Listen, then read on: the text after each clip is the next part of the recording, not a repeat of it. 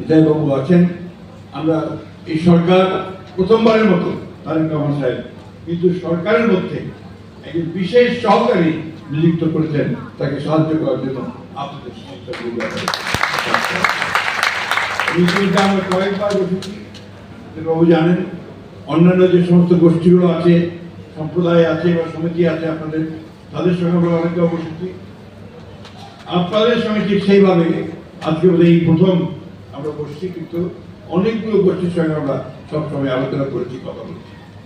আমরা বরাবরই যখন আমরা বিরোধী দলে ছিলাম তখনও কিন্তু আমরা আমাদের আপনাদের জন্মাষ্টমীর দিন, আপনাদের দুর্গা পূজার দিন আমরা কিন্তু আপনার সেই অনুষ্ঠানগুলো করেছি আপনাদের নেতৃবৃন্দকে সামনে নিয়ে। আপনারা জানেন যে এইবার আমরা পার্লামেন্টে মহিলাদের মধ্যে যে আমরা মনোনয়ন দিয়েছি, সেখানে কিন্তু আপনার সনাতন ধর্মাবলম্বী আছেন, মতুয়া সম্প্রদায়ের আছেন, আমাদের সমতল ভূমির যারা নৃগোষ্ঠী তাদের প্রতিনিধি আছেন, পাহাড়ি যারা আছেন আপনার তাদের প্রতিনিধি আছেন। অর্থাৎ সবাইকে নিয়ে কিন্তু আমরা একটা রাজনীতি করার কাজ শুরু করেছি, যেটাকে আমরা আমাদের 31 দফায় একটা রেইনবো স্টেট হিসেবে আমরা পরিচিত করেছি। এখানে যে সমস্ত বিষয়গুলো এসেছে এর বেশিরভাগই কিন্তু হচ্ছে আপনার আমরা সরকারে আসার আগে ঘটনা। আমরা সরকারে আসার পরে আমি এটুকু বলতে পারি যে আপনার অত্যন্ত সচেতনভাবে সকল ধর্মের সকল মানুষের অধিকারকে সুরক্ষার জন্য, তাদের সম্পদকে সুরক্ষার জন্য সর্বপ্রথম ব্যবস্থা আমরা গ্রহণ করেছি। আপনারা নিশ্চয়ই জানেন যে দুর্গা পূজা হয়েছে, আমাদের সমস্ত দলে আমাদের বিএনপি সব দলের লোকেরা তারা কিন্তু দুর্গা পূজায় আপনাদের সঙ্গে থেকেছে, যাতে কোনো রকমের দুর্বৃত্ত কোনো সুযোগ না পায় আপনার সমস্যা তৈরি করবার। আমরা দেখেছেন যে রথযাত্রাতে আমি নিয়ে গিয়েছিলাম, আপনার শেষকনের যে রথযাত্রা অনুষ্ঠানে আমি নিয়ে গিয়েছিলাম। আমার ঠাকুরগাঁতে সেখানে হয়েছে, আমরা এখানে ধামরাইতে রথযাত্রা হয়েছে, আমাদের গিয়েছিলেন এবং পিটি রথযাত্রাতে আমাদের দাদা এবং অন্যান্যরা ছিলেন। আমরা সরকারকে সব সময় আপনাদের সঙ্গে থাকছে, যাতে করে আপনারা সেফ ফিল করেন, নিরাপদ বোধ করেন, সেই ব্যবস্থাটা আমরা এখানে করছি। আমি পিছনে তাকাতে চাই না, আমি পেছনে ফিরে তাকাতে চাই না। এই জন্য চাই না যে বারবার পিছনে থেকে অতীত চারিতা করে আমরা সামনের দিকে এগোতে পারি। আমরা সামনের দিকে এগোতে চাই। আমরা আপনাদের সঙ্গে যেন কোনো বিভেদ সৃষ্টি না হয় সে ব্যবস্থায় আমাদের সচেতনভাবে দেখতে চাই। একটি মহল কিন্তু খুব সচেতনভাবে ধর্মের নামে বিভেদ সৃষ্টি করতে উঠে পড়ে লেগেছে। আপনি নিশ্চয়ই সেটা লক্ষ্য করছেন, নিশ্চয়ই সেটা দেখেছেন।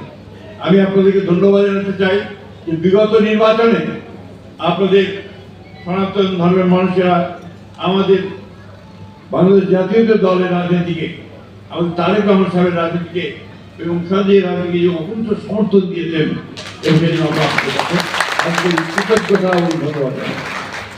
আমরা এই পরিবেশে ধরে রাখতে চাই। আপনারা অনেকেই জানেন কি আমি জানি না যে আমি কিন্তু আপনার এমন একটা কনস্টিটিউন্সি থেকে এসেছি, এমন একটা এলাকা থেকে এসেছি যে এলাকায় আমার কনস্টিটিউন্সিতে আপনাদের সম্প্রদায়ের ভোট সংখ্যা হচ্ছে 1,35,000। সেখানে আমি প্রায় 1 লক্ষ ভোটে যাওয়া করেছি। সবাই জানেন যে আমরা কনসিয়াসলি সচেতনভাবে চেষ্টা করি যে আপনাদের সঙ্গে সুসম্পর্ক গড়ে তোলবার। আমরা সচেতনভাবে চেষ্টা করি আপনাদের সমস্ত যে সমস্যাগুলো আছে সেই সমস্যাগুলোকে নিয়ে আলোচনা করে আলোচনার মাধ্যমে সেগুলোকে সমাধান করা। আমি শুনেছি আপনাদের এই সমস্যাগুলোর কথা দাদা তুলে ধরেছেন একজন। আমরা এই সমস্যাগুলো সম্পর্কে আগে থেকেই জানি। আমাকে দাদা বলছিলেন যে আপনারা যখন সনাতন ধর্মের মানুষদের সঙ্গে কথা বলেন তখন বিশেষ গোষ্ঠীর সঙ্গে বলেন, আমাদের সঙ্গে বলেন না। এই দোষটা আপনাদেরকে আমরা দেখতে পাই না। যদি আপনার নিশ্চয়ই এখন সামনে এসছেন, আরো সামনে আসেন, সামনে আসে সবসময় একটা জানান দিতে হয়। উপস্থিতি জানান না দিলে তো উপস্থিতি পাওয়া যায়, তাই না? জানিয়েছেন, এরপর থেকে দেখবেন যে আমরা আপনাদেরকে অবশ্যই ডাকবো, আপনাদের নেতৃবৃন্দকে সেই সমস্যাগুলোর সমাধান আমরা দেখেছি। আমরা এখানে আমাদের নিজের বাবু আছে, যিনি আপনাদের প্রতিনিধিত্ব করেন আমাদের গভর্নমেন্টে, প্রধানমন্ত্রী সরকারে। আমরা এই বিষয়গুলোকে আলোচনা করে আমরা অবশ্যই আমরা ইতিবাচক সমাধান দেওয়ার প্রত্যেককেই আমরা চেষ্টা করবো। তো একটা জিনিস আপনাদের মনে রাখতে হবে, যে বাংলাদেশ কিন্তু একটা সকল ধর্মের একটা স্বাধীন সার্বদেশ, গণতান্ত্রিক বাংলাদেশ। বাংলাদেশের আমাদের নেতৃত্ব খালেদা বলতেন যে আমি কখনোই আপনাদেরকে সংখ্যালঘু মনে করি না, আমি মনে করি আপনারা এই দেশের সন্তান, আপনার এই দেশের সমান অধিকার আপনার যা, এই কথাটা মাথায় রাখতে হবে। আমি সবসময় বলি কেন নিজেকে ছোট করেন, আপনি আপনার দাবি আদায় করে চিৎকার করে বলবেন যে দিন মাই রাইট, এটা বলতে হবে তো, আপনার অধিকার আপনাদেরকে নিয়ে নিতে হবে। এই যে অধিকারটা আপনি যদি চিৎকার না করেন, কথা না বলেন, তাহলে কিন্তু আপনার পিছিয়ে পড়ে থাকতে হয়, সামনে এইগুলো যায় না। আমি অনুরোধ করবো আপনাদেরকে, আপনারা যোগাযোগ রাখবেন। আমাকে যখনই দেখেছেন আপনারা, আমি কিন্তু তখনই এসেছি এবং সব সময় প্রতিটি অনুষ্ঠানে প্রতিটি প্রয়োজন আমি সরকার দ্বারা আমি তাই অনুরোধ করবো যে আপনারা আসুন।